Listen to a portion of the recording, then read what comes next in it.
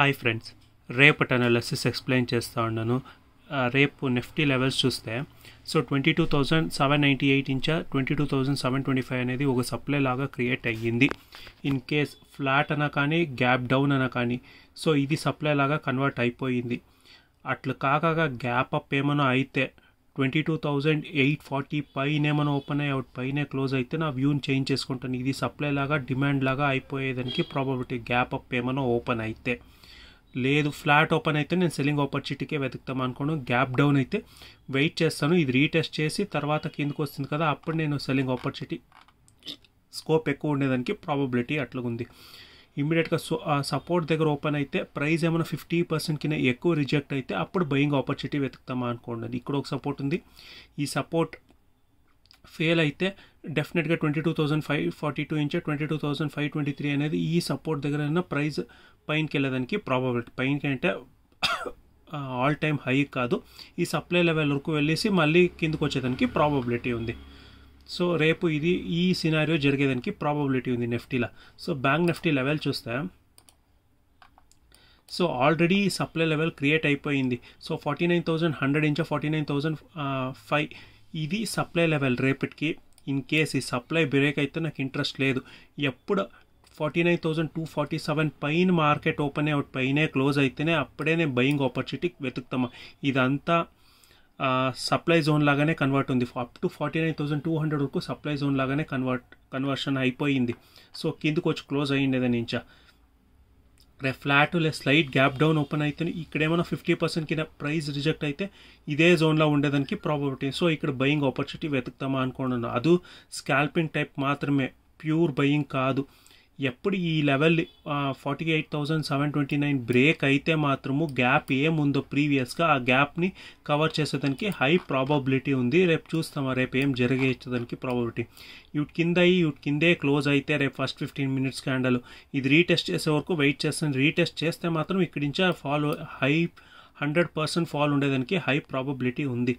ఇదే జోన్లో ఉండేదైతే flat open అయితే ఇదే జోన్లో ఉండేదానికి హై ప్రాబబిలిటీ ఉంది బ్యాంక్ నిఫ్టీలో ఇది.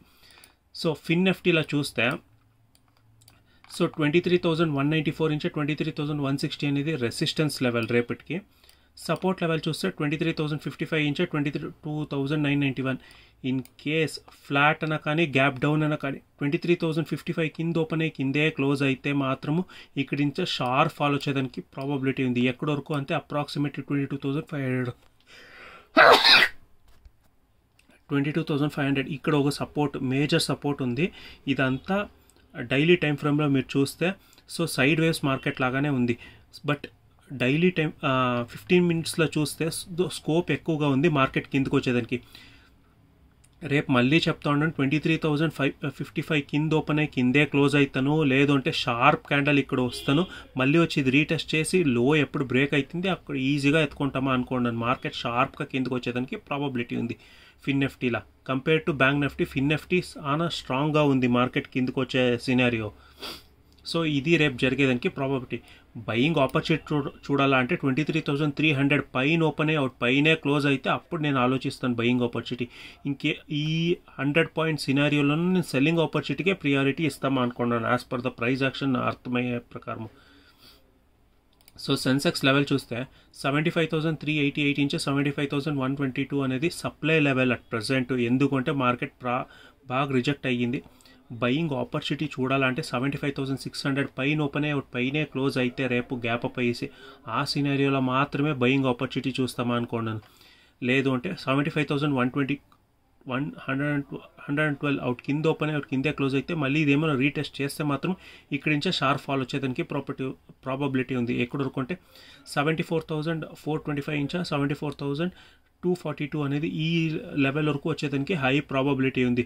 రేపు ఒక మంచి మొమెంటం వచ్చేదానికి హై ప్రాబబిలిటీ ఉంది. Huge gap up huge gap down అయితే వెయిట్ చేస్తాను. అన్లెస్ రీటెస్ట్ చేయక నేను ఏమి డిసిషన్ ఎత్తుకునేదానికి పోయలేదు. సో ఇదే నా కంప్లీట్ అనాలిసిస్. బట్ నా వ్యూ వచ్చి సెల్లింగ్ ఆపర్చునిటీ వెతుకుతామా అనుకోండి కంపేర్ టు బయింగ్ ఆపర్చునిటీకి. బయింగ్ ఆ గ్యాప్ అప్ అయితేనే బయింగ్ ఆపర్చునిటీ, గ్యాప్ డౌన్ అయితేనే సెల్లింగ్ ఆపర్చునిటీ వెతుకుతామా అనుకోండి. సో ఇదే నా కంప్లీట్ అనాలిసిస్ ఈ 4 ఇండెక్స్ గురించి. నా అనాలిసిస్ మీకు ఏమైనా ఇష్టమైతే ప్లీజ్ ఒక లైక్ చేయండి ఫ్రెండ్స్. Thank you.